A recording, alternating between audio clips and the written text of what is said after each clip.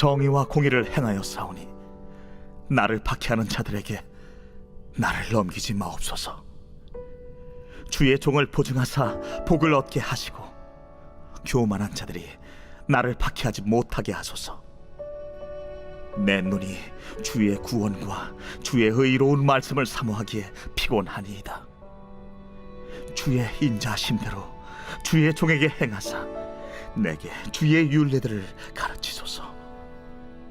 나는 주의 종이오니 나를 깨닫게 하사 주의 증거들을 알게 하소서. 그들이 주의 법을 폐하여 싸우니 지금은 여호와께서 일하실 때니이다. 그러므로 내가 주의 계명들을 금 곧 순금보다 더 사랑하나이다. 그러므로 내가 범사에 모든 주의 법도들을 바르게 여기고 모든 거짓 행위를 미워하나이다.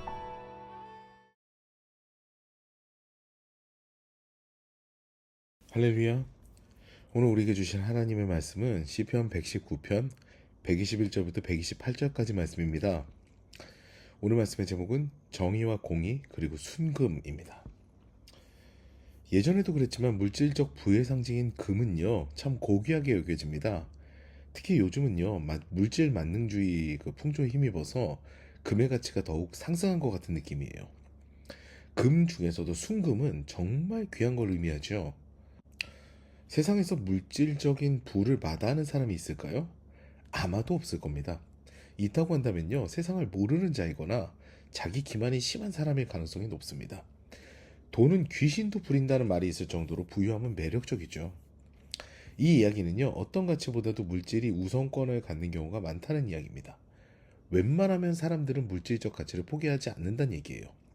특히 별로 내게 이익이 되는 것 같지 않은 정의와 공의 이런 가치보다요 물질의 가치를 추구하는 것은요 더 추구하는 건 어쩌면 당연해 보입니다. 그래서 이런 시대적 흐름에 역행하는 사례들, 물질의 가치보다 더 다른 가치를 추구하는 것, 이런 것들을 보면은요 우리는 의아해하게 되죠. 그러면서도 박수를 보내게 됩니다. 물질보다 고결한 가치를 추구하는 사람들은 그만큼 존중받는 거죠. 흑인 인권의 아버지로 불리는 미국의 아브라함 링컨의 사례도요 지금까지 회자되는 사례가 있습니다. 그가 17세 때 그는 시골의 작은 가게에서 점원으로 일을 했는데요. 그는 매일매일 결산을 합니다. 근데 어느 날 그가 결산을 몇 번이나 해도 3센트라는 돈이 남는 거예요. 그가 곰곰이 생각해 본 결과 그는 이웃 마을에 사는 앤디 할머니에게 3센트 거스름돈을 드리지 않았다는 걸 깨닫게 됩니다.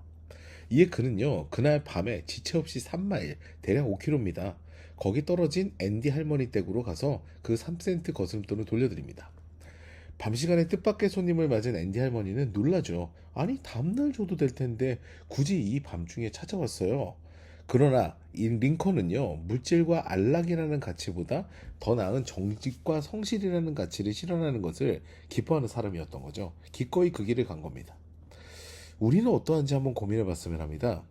오늘 본문인 시편 119편 121절부터 128절까지 말씀은요 히브리어 자음 아인으로 시작하는 시로 중심 주제는 금보다 더 사랑하는 계명입니다.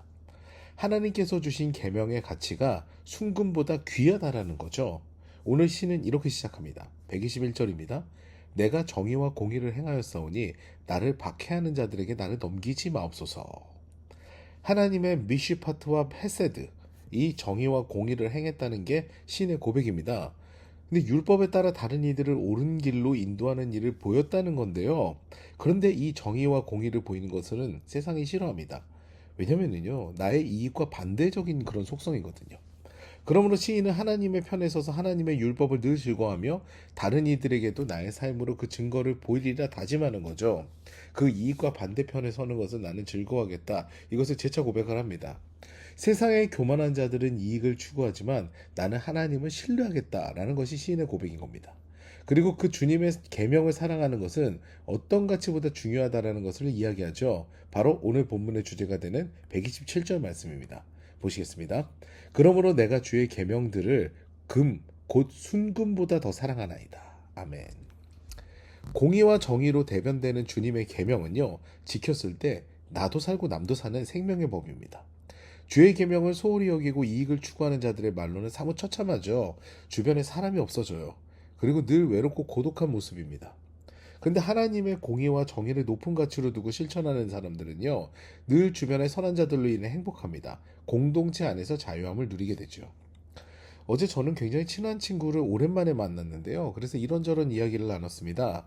근데 그 친구와 이야기를 하다가 지금 생존에 있는 최고령자, 그 할머니들에 대한 이야기가 나왔어요.